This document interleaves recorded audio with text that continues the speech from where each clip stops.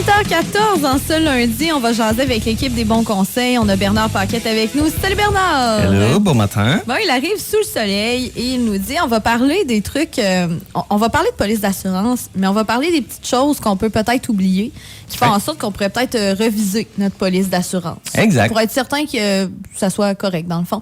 Tout ça basé sur un peu des exemples que tu as eus, tu sais, dans le cadre de ton travail, des gens qui te sont arrivés avec peut-être des situations, des choses, puis tu as fait genre, oh, OK, ouais, ça me fait penser à ça.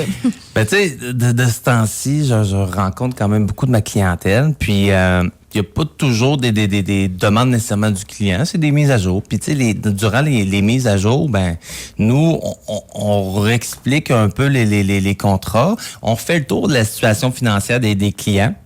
C'est la raison principale, parce que, tu sais, en 2 ans, par exemple, il s'en passe des choses. Ouais. Des changements d'emploi, l'arrivée d'un enfant, départ d'une conjointe. Il y a 1001 affaires qui peuvent arriver. Fait que, tu sais, quand il arrive des événements marquants comme ça, on a tellement de choses en tête, qu'elles soient positives ou négatives, que, tu sais, de penser, de faire une modification sur un contrat d'assurance, il est souvent très loin en bas de la pile, dans le fond, de trucs à faire. Dans ta liste, mettons, mentale, là, des événements importants comme ça, tu nous en as nommé juste quelques-uns, là, oui. Mais est-ce que tu peux nous donner des exemples avec quel contrat d'assurance que ça peut affecter? Ben, je dirais tout ce que j'ai donné va toucher pratiquement tout. Par exemple, mettons l'arrivée d'un enfant. Ben, lorsqu'on est parent pour la première fois, je dirais, ça va être la période à charge qu'on va expliquer aux parents. C'est quoi la période à charge? Par exemple, t'es en couple, ça fait des années avec un individu, puis vous avez une maison ensemble. Dans le fond, ce qu'on fait en général, c'est qu'on va couvrir les dettes. Faire en sorte que s'il y a des dettes communes, ben vous êtes propriétaire d'une maison à 2, bon ben OK. Si jamais il y en a un qui décède, bon ben on va s'organiser pour que minimalement ça partit. Sinon, la totalité de la maison se claire advenant le décès pour pas laisser le conjoint dans le pétrin. Mais une fois, si jamais ça l'arrive, c'est triste, c'est atroce. Mais une fois que c'est fait, t'es tout seul. Tu vas te refaire ta vie, vas-tu revendre la maison, vas-tu rester là, t'as plus d'hypothèque. Fait que bref, t'as fait le tour. Mais quand t'es un parent, t'as une implication supplémentaire. Parce que c'est pas juste te dire je couvre les dettes. C'est surtout demain matin. Si on n'est plus 2 salaires pour faire en sorte que tout se paye, fait que les inscriptions dans les camps de jour, les vêtements, tout ce qu'on peut avoir à acheter pour des enfants, ben on est dans le pétrin. Puis ce qu'on calcule, dans le fond, c'est que ça prend environ 40% du revenu du conjoint pour dire que le rythme de vie reste le même. Le but, c'est pas de mettre l'autre riche, c'est juste de dire, OK, pour les 20 prochaines années, ben regarde, tu vas être tout seul à t'occuper de notre enfant. Bon, ben regarde, voici un montant qui est à mettre en place temporaire pour couvrir cette période-là. Fait que ça, c'est un des ajustements qu'on va faire, c'est avec l'arrivée d'un enfant. Changement d'emploi, ben c'est quand même assez simple. Si vous aviez, par exemple, un collectif dans votre ancien emploi, puis là, en le quittant, ben vous tombez sans protection. La première chose à couvrir, c'est quoi? Notre salaire. C'est la priorité. Si j'ai plus de salaire, il n'y a plus de placement, il n'y a plus de projet, il n'y a plus de croissance. Donc, priorité à couvrir. Fait que ça, c'est un exemple. Puis l'inverse, c'est vrai aussi. J'ai un contrat d'assurance individuelle qui couvre mon salaire, puis je me retrouve chez un employeur qui me l'offre, mon assurance salaire. Bon, OK, qu'est-ce que je fais avec ma couverture? Je conserve? Oui, je pourrais, mais est-ce que c'est l'intention, c'est vraiment de faire de l'argent devenant l'invalidité? Ou je me dis, OK, l'argent que j'ai investi dans mon contrat, ben, je vais l'investir dans une autre police d'assurance. Fait que là, on a changement d'emploi, on a l'arrivée d'un enfant. Décès de conjoint aussi, on en a parlé un peu. Par le fait même, séparation. Bon, ben d'accord. Okay, ouais. Un classique, c'est que ton conjoint va être le bénéficiaire sur tes contrats. Là, le conjoint, à un moment donné, il y a une séparation. Qui je mets? Une chose que je vois souvent... C'est important de le changer parce que si c'est pas changé, puis que justement, on laisse ça comme ça pendant 3-4 ans, puis le décès, ton argent va pas aller à la place où tu voulais que ça aille. Oui, puis tu sais, dépendamment des contrats qui sont mis en place, si c'est par exemple justement un contrat pour la période à charge que je viens d'expliquer avec les enfants, que tu sois séparé ou pas, c'est quand même le conjoint, ton ex-conjoint qui va être en charge de tes enfants mineurs. Ouais. Donc, des fois, on les laisse aller, mais au moins juste de l'avoir en tête que la journée qu'ils vont tomber majeurs, ben OK, oublie pas, fais ta modification. Puis, par rapport, tant qu'à être sur les bénéficiaires, autre chose qui embarque en ligne de compte, ton testament. Comment qui est fait ton testament? Il y en a qui vont jouer sur leur testament, mais qui ne pensent pas apporter de modifications sur le contrat. Puis, tu sais, très récemment, j'ai rencontré une cliente qui, malheureusement, son mari est décédé, son conjoint est décédé, puis il avait fait des modifications sur son testament, mais il les avait pas fait sur ses contrats d'assurance. Là, dans le fond, il y a une réglementation qui fait que le dernier écrit, va avoir le dessus. Sauf que l'assurance, par exemple, il est assuré avec Banque X. Bon, ben l'assurance de Banque X, si le bénéficiaire du contrat, c'était, par exemple, ses parents, ben le chèque va quand même être émis aux parents. Mais par la suite, s'il y a un écrit qui s'est fait, un testament, fait qu'un document notarié qui disait que tous ses biens puis ses polices d'assurance s'en allaient à ses enfants ou à son époux, bon, ben là, la compagnie, ben pas la compagnie, mais le notaire va envoyer une demande à ceux qui ont reçu l'argent, comme quoi, c'est pas à vous, l'argent doit s'en aller à telle personne. Fait que des mettre à jour en même temps. Ça évite, dans le fond, qu'il y ait des problématiques entre les banques et les assurances si tout est fait correctement avec les bons noms, bonnes places. Exact. Exact. Ouais. Fait que sinon, ça peut retarder le processus, j'imagine. Oui, puis tu sais, on s'entend peut-être, pas peut-être, mais assurément mettre une frustration. Tu reçois un certain montant, puis tu sais, c'est rarement 500 pièces que tu reçois, là. Tu reçois 250 000, puis après une semaine, 2 semaines après, finalement, 250 000, il n'est pas à toi. Ça change un peu une planification. Ça change une semaine. Ça te change une semaine. C'est certain. Est-ce qu'il y a d'autres situations qui te viennent à l'esprit dont tu aurais aimé nous jaser ce matin?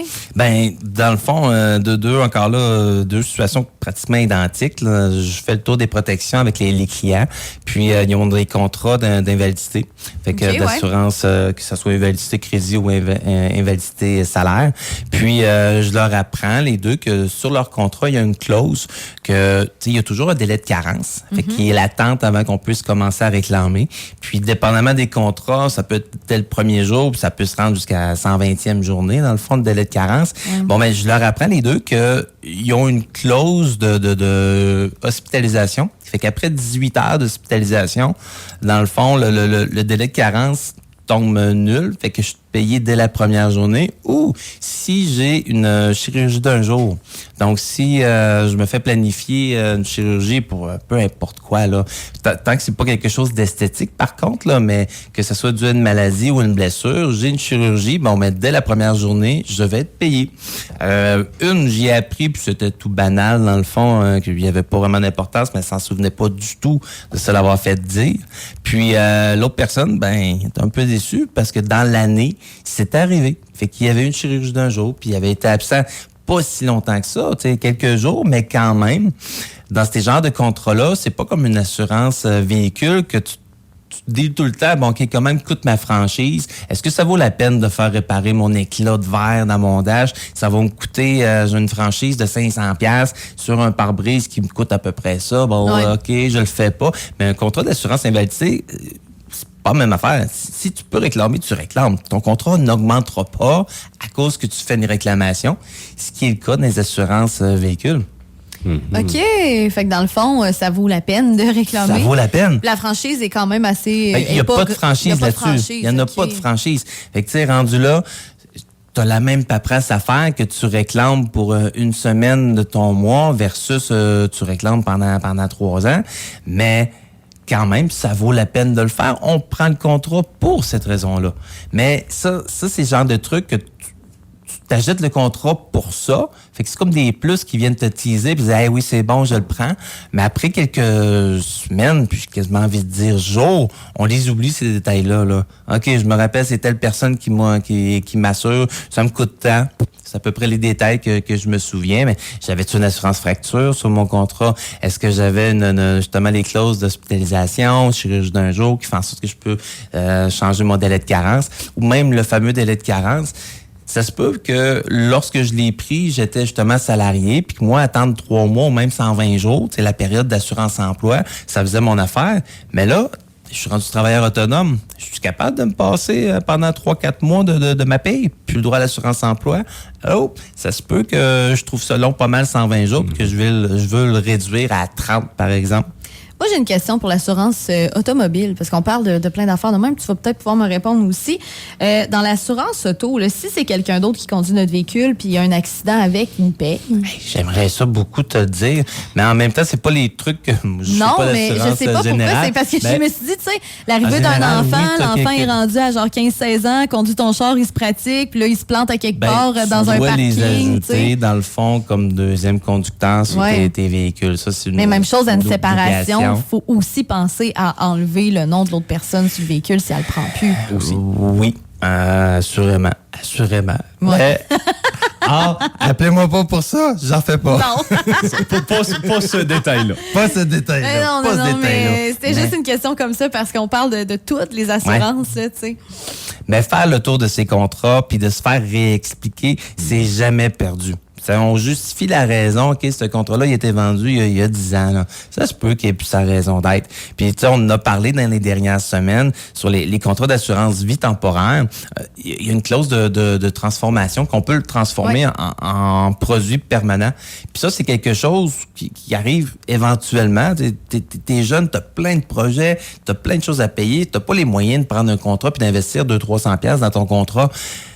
Mais éventuellement, tu vas avoir les moyens, puis la partie temporaire va avoir de moins en moins sa raison d'être. Les enfants sont partis de la maison, j'ai presque plus de dettes, mais là, je sais très bien que si j'investis tant dans mon contrat, éventuellement, il y a des belles stratégies à faire avec les valeurs de rachat, ou si j'ai l'intention d'éventuellement de laisser un héritage à mes enfants. Bon, regarde, c'est des belles stratégies qu'on peut faire. Et si personne vient nous le réexpliquer, j'ai bien beau d'en avoir entendu parler à un moment donné, il faut que je me fasse rafraîchir la mémoire de temps en temps. Ah non, c'est certain. Justement, pour faire le ménage là, dans nos contrats d'assurance, là, surtout invalidité, assurance vie et tout ça, on peut vous appeler puis prendre rendez-vous avec vous, dans le fond. Oui, totalement. Fait que vous nous contactez, nous, même si c'est pas nous qui avons vendu les contrats, on refait une mise à jour, on justifie toute la patente. Puis c'est dans 95% du temps, les contrats qui ont été mis en place, surtout quand ils ont quelques années faites, sont extrêmement payants dans le sens qu'ils sont moins dispendieux, vous étiez plus jeune, vous aviez probablement moins de problèmes de santé. Fait que, ayez pas peur que les gens qui vont rentrer dans la maison vont tous vouloir tasser puis rechanger. C'est pas le cas. Ça arrive pas comme ça, mais juste de remettre des stratégies en place puis se sécuriser que tout est encore justifié. Tous les détails sur desbonsconseils.com si on veut prendre rendez-vous avec ton équipe, Bernard. Exactement. Yes, merci beaucoup, Bernard Paquet des Bons Conseils. On se retrouvera dans 2 semaines et on retrouvera Éric la semaine prochaine, c'est ça? Et voilà. Parfait, bonne semaine. Merci, bonne journée. Bye-bye. Desbonsconseils.com vous a été présenté par Éric Veilleux et son équipe située au 135-25 boulevard Lacroix à Saint-Georges. De la naissance d'un enfant au transfert d'un patrimoine, différentes stratégies s'offrent à vous. Parce que chaque situation financière est unique. Vous devez vous assurer d'en tirer le maximum. Notre équipe d'expérience est là pour vous donner les bons conseils dont vous avez besoin. Communiquez avec nous au 228-72-24 ou desbonsconseils.com.